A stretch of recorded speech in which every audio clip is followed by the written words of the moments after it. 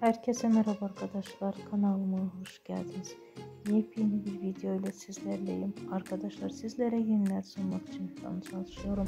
Sizler de videolarımı beğeniyorsanız kanalıma abone olup bana destek olursanız çok sevinirim. Şimdi geçelim videomuz arkadaşlar. Muhteşem Uzak Şehir dizisinden yeni bölümden yepyeni kareler geldi.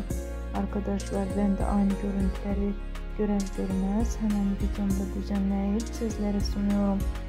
Umarım beğenirsiniz. Arkadaşlar, Uzak Şehir'in kahramanları Ozan Akbaba ve Sinem Ünsal yeni bölümde set zamanı fanatlarıyla yeni kareler paylaştı. Arkadaşlar, ben de aynı görüntüleri sizlere sunuyorum. Şimdilik benden bu kadar olsun. İyi seyirler diliyorum.